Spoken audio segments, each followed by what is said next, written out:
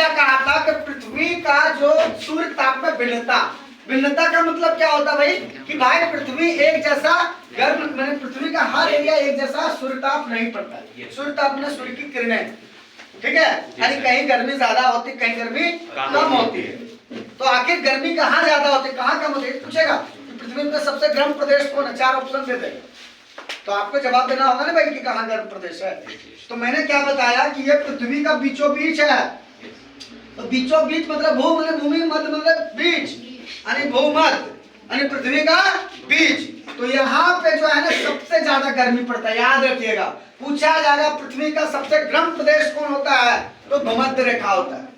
पृथ्वी का सबसे गर्म प्रदेश भूमध्य रेखा होता है। तो भूमध्य रेखा क्यों होता है भाई, क्योंकि यहाँ पे सूर्य की किरणें सीधी पड़ती है। यहाँ पे सूर्य की किरणें क्या होती है, सीधी पड़ती है, जिसके वजह से ये रेखा सबसे ज्यादा गर्म है, जिसके भूमध्य रेखा। आप इसको भूमध्य रेखा भी कह सकते हैं या फिर विषुवत रेखा भी कह सकते हैं, जिसका मान होता है 0 डिग्री। अब यहाँ देखिए कि यहाँ पे कर्क रेखा है, ये क्या है कर्क रेखा, और ये क्या है मकर रेखा। लेकिन मकर रेखा कर्क रेखा का हम थोड़ा मोटा लाइन कर दिए, ठीक है। तो कर्क रेखा का जो मान है 23.5 डिग्री उत्तर यानी नॉर्थ में, और मकर रेखा का जो मान है वो 23.5 डिग्री साउथ है। तो यही 3 रेखा के बीच पृथ्वी का जो सूर्य है वो इर्द गिर्द घूमता रहता है। तो इसलिए इस एरिया को कहा जाता है उपोष्ण कटिबंध। कटिबंध पढ़ा होगा बचपन में, कटिबंध पढ़े? कटिबंध कितने प्रकार के होते हैं? अरे यार ज्योग्राफी थोड़ी आप लोग आए हैं पहले वन में पढ़ने, इसके पहले 6 7 पढ़ेंगे नहीं। कटिबंध कितने प्रकार के होते हैं? 3 प्रकार के होते हैं, उष्ण कटिबंध, उपोष्ण कटिबंध और नहीं, उष्ण कटिबंध, शीतोष्ण कटिबंध और शीत कटिबंध। तो उष्ण कटिबंध किसको कहते हैं, जैसे इस पृथ्वी का जो ये रेखा कर्क रेखा से लेकर मकर रेखा के बीच जो भाग है उसको कहते हैं उष्ण कटिबंध, यानी यहाँ वाला एरिया गर्म होगा। लेकिन ऑप्शन में देगा उष्ण भी और देगा भूमध्य भी, तो कौन मारेंगे? भूमध्य मारेंगे। लेकिन यदि भूमध्य नहीं देगा, उष्ण देगा, शीतोष्ण देगा और शीत देगा और देगा इनमें से सभी, तो कौन सा आंसर मारना है? इनमें से सभी उष्ण मारना है। लेकिन यदि उष्ण के भी दे दिया और एक दे दिया भूमध्य, तो किसको मारना है?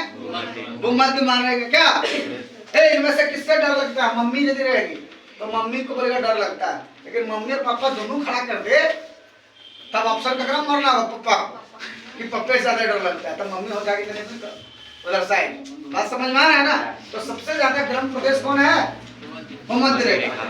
और कर्क रेखा और मकर रेखा के बीच सूर्य क्या होता है, उसकी किरणें पड़ती है। तो इसका मतलब क्या है भाई, इधर नहीं पड़ती है क्या? अगर मैंने अंधार होता है कि अंधार नहीं रहता, पड़ता है लेकिन तिरछा पड़ता है। सब माइंड में रखो बढ़िया से, इन्हें पड़ता है लेकिन किरण पड़ता है तिरछा पड़ता है, सीधा नहीं पड़ता है। इसलिए ये जो एरिया है 66.5 डिग्री नॉर्थ, गंगा गया कोई बात नहीं, 66.5 डिग्री नॉर्थ और 66.5 डिग्री साउथ।